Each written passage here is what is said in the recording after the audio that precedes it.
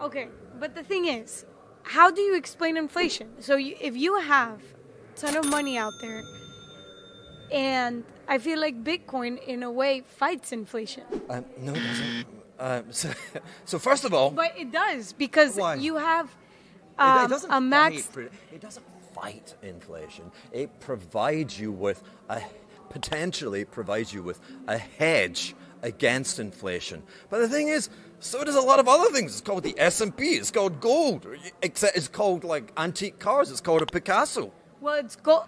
It's like digital gold. You're going back. You can't compare the S&P with gold. The S&P rocks versus gold. Are you joking? Like gold sat on its ass. It peaked at $850 in January 1980.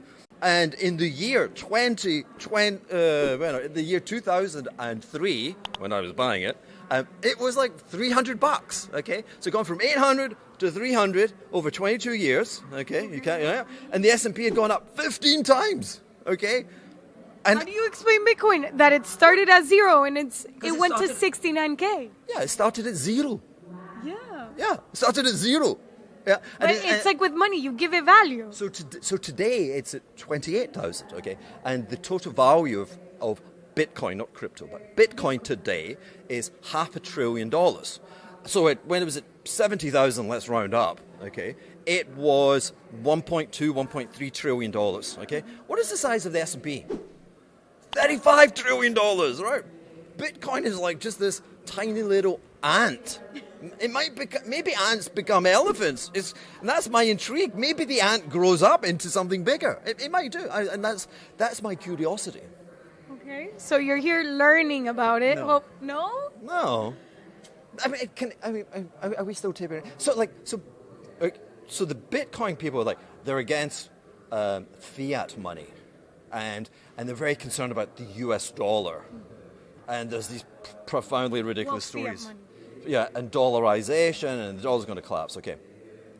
I cannot believe how profoundly worse the architecture and the system of money is within the Bitcoin crypto community. It is more perilous. It is more... I am into absurdity.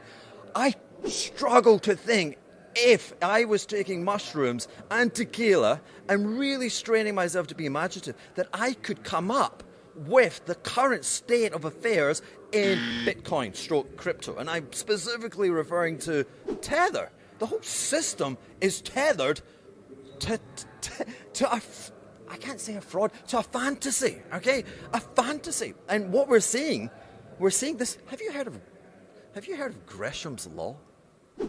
No. No, you see, now we're learning, right? So Gresham's Law is this really old law which says bad money drives out good money, okay? And the idea goes back to when you had a king and a queen. And what do they do? We're in Europe, so you invade your neighbor, okay? Yeah. And you need money. And so what you do is you say, give me all those gold coins. And then you take half the gold out and you shove them back out. They'll never notice, okay? So that's bad money chasing out the good money, okay? So what's happening in this universe is the bad money, I'm afraid Tether, because Tether cannot audit their system, right?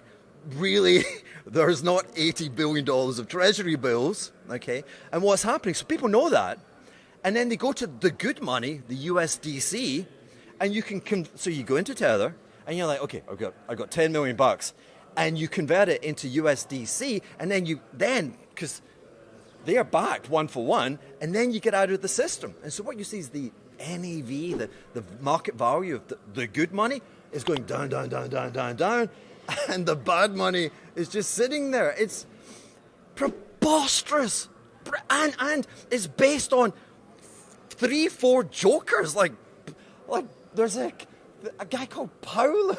There's a Dutch guy. He's like Kaiser Sousa. He's the CEO, right? No one's ever seen him. It's like, who is he? Maybe he's here. Maybe it's me. Maybe it's the cameraman, right? He's from Holland. I don't know. Yeah, and so you get the CTO, and he's like, no, trust me, we're honest. The money's there. And you're like, okay, well, get an audit from Pricewaterhouse. We're working on it. I'm like, I asked you for it 2 years ago. It's complicated. I'm like, it's not that complicated. So anyway, there you go.